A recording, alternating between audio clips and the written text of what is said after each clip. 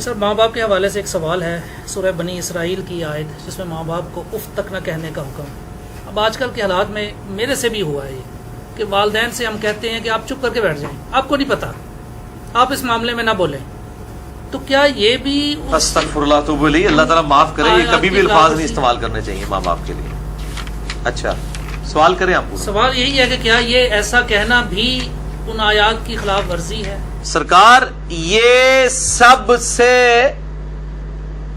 بڑی خلاف ورزی ہے، یعنی باقی تو اس سے چھوٹی ہیں جو منع کی گئی ہیں۔ قرآن جو منع کر رہا ہے، یہ 10 کمانڈمنٹس میں میرا مسئلہ نمبر 77 ریکارڈڈ ہے، سورہ بنی اسرائیل میں آیت نمبر 23 سے 39 تک کل 17 آیات میں 10 کمانڈمنٹس ہیں جو تورات اور انجیل میں تھیں اور قرآن میں بھی آئیں۔ اعوذ باللہ من الشیطان الرجیم۔ وَقَضَىٰ رَبُّكَ أَلَّا تَعْبُدُوا إِلَّا إِيَّهُ، اور تمہارے رب نے یہ بات طے کر دی تھی کہ مت پوجنا کسی کو سوائے اس کے۔ پہلی کمانڈ تھی توحید، دوسری وَبِالْوَالِدَيْنِ إِحْسَانًا، اور ماں باپ کے ساتھ احسان کرنا۔ قرآن حکیم میں کم از کم 4 مقامات پہ توحید کے فوراً بعد اللہ تعالیٰ نے ماں باپ کا ذکر کیا، اور اس کا ذروہ سلام ایپیکس یہ ہے سورہ بنی اسرائیل، اس سے زیادہ کہیں نہیں ڈیٹیل آئی ہے اور نہ سینسٹیویٹی کا لیول۔ اما یبلغن عندک الکبر، اگر وہ پہنچ جائیں تمہاری موجودگی میں بڑھاپے کی حالت کو، احدہما او کلاہما، چاہے دونوں میں سے ایک چاہے دونوں۔ وہ صحیح مسلم میں حدیث ہے، آپ صلی اللہ علیہ وآلہ وسلم نے فرمایا کہ برباد ہو جائے وہ شخص جس کو ماں باپ دونوں یا دونوں میں سے کوئی ایک بڑھاپے کی حالت میں ملے اور ان کی خدمت کر کے جنت نہ کما سکے۔ یہ صحیح مسلم میں ہے، مسلم میں تو اتنی ہی ہے، لیکن ترمذی کے اندر اور مستدرک للحاکم میں وہ بڑی ڈیٹیل حدیث ہے کہ آپ صلی اللہ علیہ وآلہ وسلم 3 سیڑھیاں چڑھے، پہلی سیڑھی پہ فرمایا آمین، پھر دوسری پہ آمین، پھر تیسری پہ آمین۔ پوچھا گیا تو آپ فرمایا کہ جبرائیل علیہ السلام آئے تھے، انہوں نے کہا کہ آپ اللہ کے رسول صلی اللہ علیہ وآلہ وسلم میری دعا پہ آمین کہیں کہ برباد ہو جائے وہ شخص جس کے سامنے آپ کا ذکر ہو اور وہ آپ پر درود شریف نہ پڑھے، اللہم صلی علی محمد وعلی آل محمد۔ تو میں نے کہا آمین۔ پھر انہوں نے کہا کہ برباد ہو جائے وہ شخص کہ جس کو ماں باپ یا دونوں یا دونوں میں سے ایک کو بڑھاپے کی حالت ملے، ان کی خدمت کر کے وہ جنت نہ کما سکے، میں نے کہا آمین۔ اور تیسرا، برباد ہو جائے وہ شخص جس کو رمضان کا مہینہ ملے اور وہ اپنی مغفرت نہ کروا سکے، آپ نے فرمایا آمین۔ مختلف طریق میں یہ ترتیب ڈیفرنٹ ہے، بہرحال یہ تینوں باتیں۔ اور مسلم شریف میں اتنے الفاظ ہیں، وہ صحیح مسلم میں کہ برباد ہو جائے وہ شخص جس کو ماں باپ دونوں یا دونوں میں سے ایک بڑھاپے میں ملے اور وہ ان کی خدمت کر کے بخشش نہ کر سکے۔ یہ تو ایک ہے، یہ سائملٹینیس کنٹراسٹ۔ دوسری طرف یہ ہے کہ اگر وہ پہنچ ہی جائیں تمہارے سامنے دونوں یا دونوں میں سے ایک بڑھاپے کی حالت میں، فلا تقل لہما اف، ان کو اف تک بھی مت کہنا۔ اف کی ٹرانسلیشن پنجابی میں ہو سکتی ہے ہاں۔ یہ آپ کہہ رہے ہیں کہ جی تسی یہ کہو جو چپ کر کے بیٹھے رہو، تانوں نہیں پتا، یہ تے اللہ دے بندے ہو، یہ تے گال ہے، اللہ دے نزدیک تو اتنی بڑی یہ چیز ہے۔ اللہ تو کہہ رہا ہے کجروی سے یہ بھی نہیں کہنا ہو، یعنی وہ بات کر رہے ہو اور آپ ان کو صرف اتنا رسپانس کرتے ہیں، بس ایویں لگا ہوئے، یہ بھی نہیں، جملہ بھی نہیں بولتے، آپ کہتے ہیں ہاں تاک لے، یہ بھی، یہ اس کو منع کیا گیا ہے، وہ تو بہت بڑی بات ہے۔ ان کو اف تک بھی مت کہنا، ولا تنہرہما، اور ان کو مت جھڑکنا، وقل لہما قولا کریما، اور بات بڑی نرمی سے ان کے ساتھ کرنا، واخفض لہما جناح الذل من الرحمہ، اور اپنے عاجزی کے ساتھ کندھے جھکا کے رکھنا ان کے سامنے۔ یعنی آپ غیر اللہ کے سامنے جھک نہیں سکتے اتنا کہ آپ کے ہاتھ گھٹنوں تک لگ جائیں، ماں باپ کے سامنے بھی آپ اتنا جھکیں کہ ہاتھ گھٹنوں تک نہ لگیں، یعنی حالت رکوع نہ بنے، اس سے پہلے یعنی آپ نے ایسے ان کے سامنے رہنا، جی ابا جی، جی امی جی، اس طرح اپنے عاجزی کے ساتھ کندھے جھکا کے رکھنا۔ وقل رب ارحمہما کما ربیانی صغیرا، اور ان کے لیے دعا کرنا ہے رب ان دونوں پر رحم فرما جس طرح بچپن میں انہوں نے مجھے رحم کر کے پالا تھا۔ اور یہ وجہ بھی بتا دی کہ بچپن میں چونکہ انہوں نے پالا ہوا ہے، سب سے لاچار انسان کا بچہ ہے۔ بلی کے بچے کو آپ اس ٹیبل پہ رکھ دیں نیچے نہیں گرے گا، اور انسان کا آپ سال کا بچہ بھی رکھ دینا، وہ اگر کروٹ لیتا ہے تو گر پڑے گا، اس کو نہیں عقل کہ میں نے نیچے گرنا ہے یا نہیں گرنا، اتنا لاچار ہے انسان۔ اسی لیے انسان کے ماں باپ کو اتنا حق دیا گیا، چاہے وہ مشرک ہی کیوں نہ ہو، دنیاوی معاملے میں ان کے ساتھ معروف طریقے سے چلنا ہے۔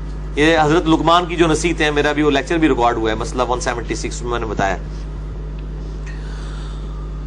ربکم اعلم بما فی نفوسکم، یہ آپ کی بات کا جواب آ رہا ہے، تمہارا رب خوب جانتا ہے جو تمہارے جی میں ہے۔ ان تکونوا صالحین، اگر تم نیکوکار ہو، اچھے ہو، یعنی تمہاری عادت نہیں ہے بدتمیزی کرنے کی، کبھی کبھار کوئی تھوڑا سا سکپ آف لینگویج یا سلپ آف ٹنگ ہو جاتی ہے، فَإِنَّهُ كَانَ لِلْأَوَّابِينَ غَفُورًا، تو پھر بے شک اللہ تعالیٰ توبہ کرنے والوں کی توبہ کو قبول کرتا ہے. یعنی عادی مجرم نہ ہو.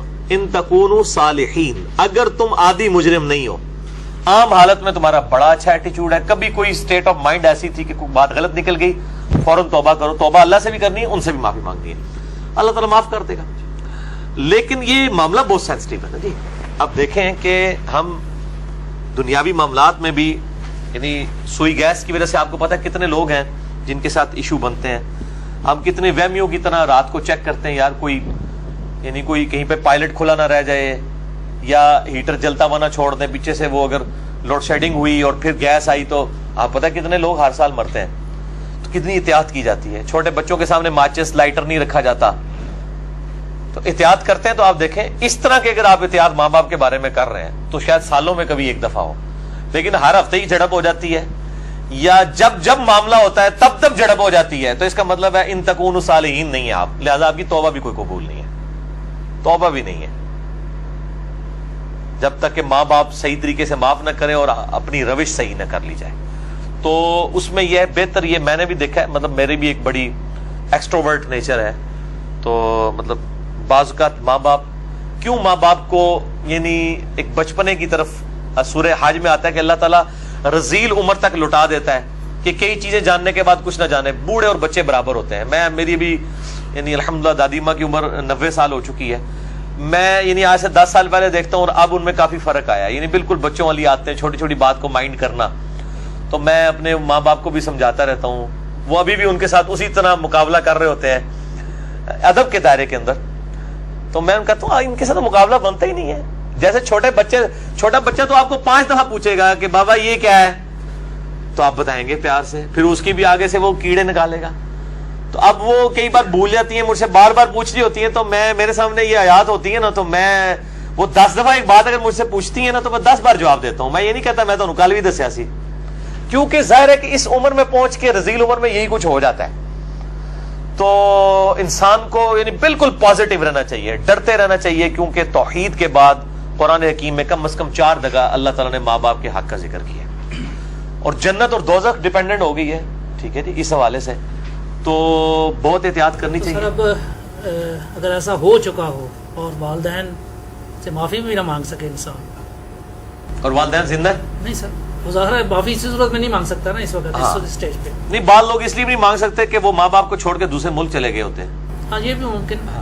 تو وہ کلیریفیکیشن ضروری ہے. دیکھیں ماں باپ سے اگر ایسا ہو گیا تو فوراً سے پہلے ماں باپ کے لیے دعائیں مغفرت کرے اور ان کی طرف سے صدقہ اور خیرات کرے.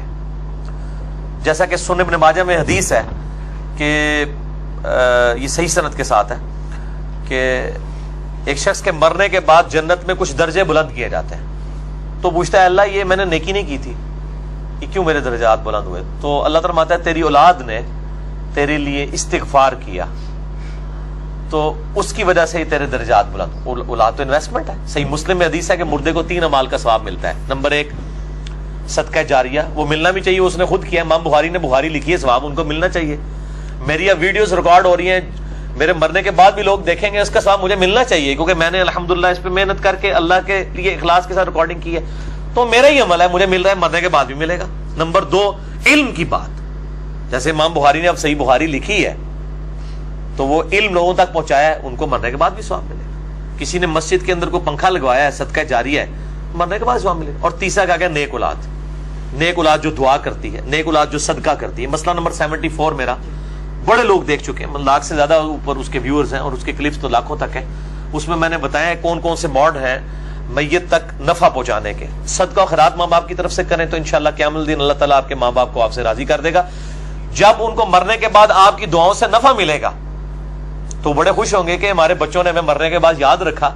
اور آپ کی دعاؤں کی برکت سے اگر وہ مشکل میں ہے مرنے کے بعد خدا نہ خواستہ اور وہ آسانی میں آ جاتے ہیں، اور اگر وہ آسانی میں ہے تو اس سے زیادہ آسانی میں چلے جاتے ہیں، تو وہ خود بخود آٹومیٹکلی خوش ہوں گے کہ میرے پتر نے میرے واسطے کیتا ہے، تو اللہ تعالیٰ ان کو راضی کر دے گا. اور ایک دوسری حدیث جو ابو داؤد میں ہے کہ ماں باپ اگر مر جائیں تو ماں باپ کے قریبی رشتہ داروں کے ساتھ اس نے سلوک کرو، ماں مر گئی ہے خالہ کے ساتھ اس نے سلوک کرو، باپ مر گیا تو چچا اور تایا کے ساتھ اس نے سلوک کرو، ایکویلنٹ وہ بھی چیز ان کے لیے آرام کا باعث ہے. اور دعا کریں، یہ جو دعا میں نے پڑھی ہے رب ارحمہما، اے رب ان دونوں پر رحم فرما، کما ربیانی صغیرا، اے اللہ جب میں بچپن میں چھوٹا بچہ تھا جس طرح انہوں نے مجھ پر رحم کیا تو بھی ان پر رحم فرما. یہ آپ تشہد میں دعا لازم کریں، ہم تو مانگتے ہیں چاہے ماں باپ زندہ ہیں مر چکے ہیں، دونوں صورتوں میں ماں باپ کے لیے دعا کرنی.